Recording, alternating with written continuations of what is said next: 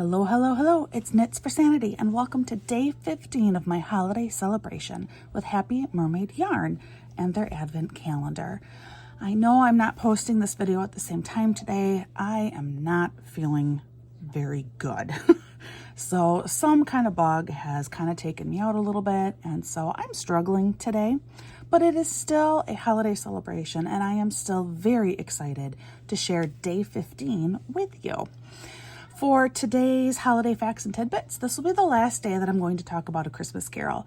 And today I am still going to be reading directly from an article, but this one is a little bit more of an inspirational story than the last two.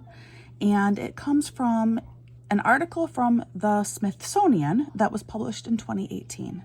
So this is all about that iconic Christmas song, Silent Night. And starting now, I will be quoting from the article.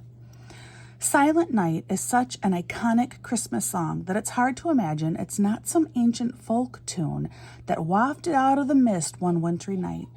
But the song did not spring from some holly and ivy-lined fairy glade. Instead, the origin of the peaceful song comes 200 years ago during a turbulent time in Europe. The continent was reeling in the aftermath of the Napoleonic Wars. Financial scarcity and insecurity abounded, further stoked by fires, floods, and famine. But the conflict was, at least, finally over. In 1816, Joseph Mohr, a Catholic priest from the Oberndorf by Salzburg, which had just come under Austrian rule, wrote a poem called Stille Nacht to commemorate the coming of peace. Then he put the poem aside for 2 years. He returned to the poem in the winter of 1818, according to CNN's John Melanchthronos, when the river Salzbach flooded into Mohr's parish church of St. Nicholas. So the congregation could have music on Christmas Eve, Mohr asked schoolteacher and church organist Franz Xaver Gruber from the neighboring village of Arndorf to set his poem to music to be sung by 2 voices and a guitar. Gruber wrote the arrangement in an afternoon. Because guitar was not an instrument approved by the church, the duo waited until the conclusion of Christmas Eve Mass before debuting the song. Mohr sang tenor and strummed the guitar while Gruber sang bass, with the congregation coming in on the chorus.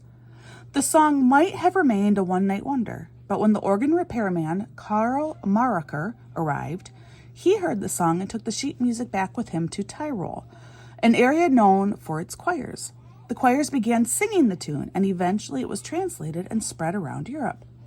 In 1839, it came to the United States when the Rainier family singers, think of the Sound of Music but more Dickinsonian, toured the New World. According to Edward W. Schmidt at America magazine, by the 1850s, the carol was so popular and important that the Royal Hofkapelle, or court orchestra, in Berlin wanted to trace its origin. The theory was that it may have been composed by Johann Haydn, the brother of well-known composer Joseph Haydn. Eventually, the inquiry made it back to Gruber, who wrote a brief history of the tune called Authentic Origination of the Composition of the Christmas Carol, Silent Night. The story doesn't end there. In 1912, according to the Austrian National Tourism Office, sculptor Josef Mühlbacher wanted to create a memorial to the song's originators. Though paintings of Gruber were made during his lifetime, Mohr always resisted having an image made. So Mühlbacher set about locating Mohr's grave. Yes, his grave, in the town of Wagrain, which was his last posting as a priest. He proceeded to dig up Mohr's skull, using his remains to inform his sculpture of the 2 men. For several years, the skull remained in storage. When a chapel named after the song was constructed on the site of St. Nicholas Church in the 1920s, Mohr's skull was embedded in the wall, which it remains today. Mühlbacher's sculpture of the 2 men, meanwhile, stands outside the Silent Night Chapel. All right, so it gets maybe a little bit weird at the end there, but I guess if you're desperate to commemorate a man who never allowed an image of himself to be made, I guess you go dig up his remains. But regardless, that is a far more inspirational story with, I think, a more authentic feel and Christmas origin story behind it. So I wanted to end with that Christmas Carol story. All right, now to open day 15. And really, guys, if you can, do this Advent next year. This has been so much fun. Oh, look at that. Oh my goodness. Oh, all right. So we have my mint, which I will eat momentarily. We also have more hot cocoa. This is French vanilla and chocolate cocoa mix. I kind of want to make this right now. My throat hurts, and this sounds really yummy. And then look at this gorgeous yarn. Gorgeous. And again, the Advent was offered in 2 varieties. You could get the sparkle Advent, which is what I did, or you could get a, non-sparkle version. And I opted for sparkles.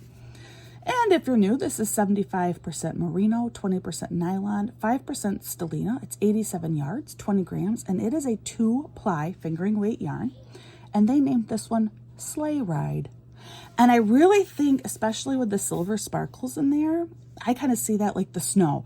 So the red is the sleigh, and then the sparkles is like driving through the snow. I love it. It is so, so beautiful. Well, once again, thank you so much for joining me.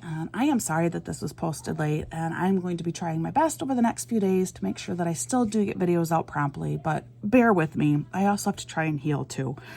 So thank you for joining me today, and I hope that you do come back and see what we open for day 16. As I always say, please practice kindness. You don't know what anyone is going through.